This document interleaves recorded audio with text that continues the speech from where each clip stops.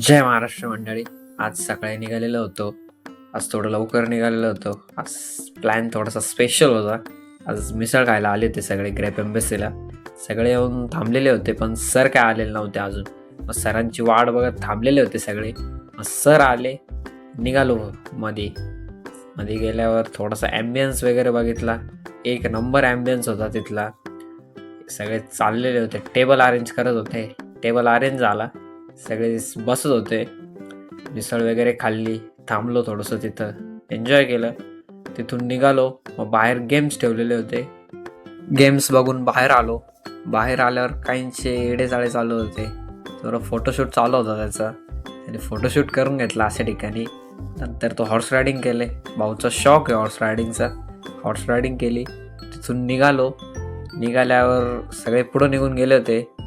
भेटू उद्या. बाय.